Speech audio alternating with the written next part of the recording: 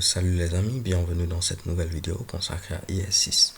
Dans cette vidéo, nous allons parler tout simplement des Arrow Functions, ok? Ce sera très simple, donc ça va aller un peu plus vite.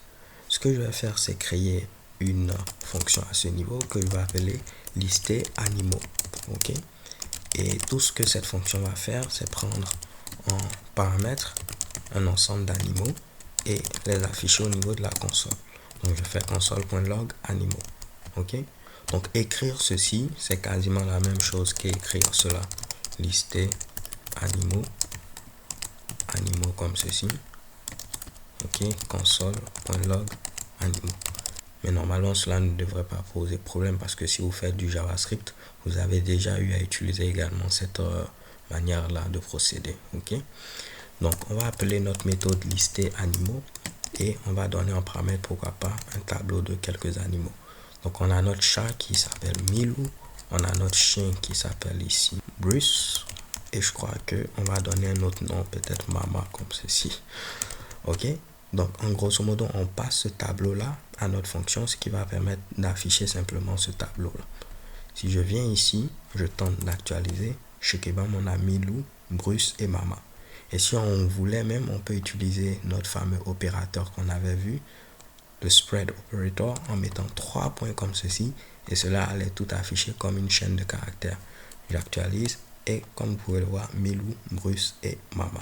Mais là on ne va pas compliquer les choses, on va revenir à ce qu'on avait et normalement on a notre tableau. Avec les Arrow Functions, ce que vous pouvez faire c'est quoi? On peut d'ores et déjà enlever ici function, enlever également ces fameuses accolades qui sont présentes ici, ramener cela sur la même ligne et mettre cette flèche là, et c'est ce qui nous permet d'avoir notre arrow function.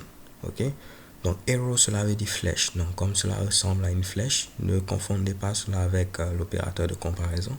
Comme cela ressemble à une flèche, c'est pourquoi on appelle cela arrow function. Donc on met ici nos différents paramètres et ce qu'il faut faire, et ça c'est la même chose que ce qu'on avait précédemment. La preuve, si je viens ici, j'actualise, cela continue de fonctionner. Et cette fonctionnalité-là, elle est apportée par IS6. Et là, même vu qu'on a un seul paramètre, on pouvait ne pas mettre les parenthèses. Cela allait continuer de fonctionner. J'actualise et check bon. Mais si on avait plusieurs paramètres, on devrait garder les parenthèses et mettre les autres paramètres. Ok. Donc là également, si on avait plusieurs instructions, on aurait pu mettre des accolades comme ceci et lister nos différentes instructions. Donc là, j'aurais pu même aller à la ligne pour que ce soit un peu plus clair. Par exemple, la première instruction, c'est ça. Et la deuxième instruction, c'est par exemple ici, afficher Toto. Donc là, normalement, on va avoir affiché Milou, Bruce, Mama, mais on va avoir affiché également Toto. Ou bien, je peux prendre ici un second paramètre. Ok, et c'est ce Mitsubishi là qu'on va afficher ici. Et là, je vais donner comme valeur, pourquoi pas, mot. Donc en gros, cela va correspondre à animaux. Et ce mot va correspondre ici à Toto. Et on affiche animaux et ensuite on affiche Toto.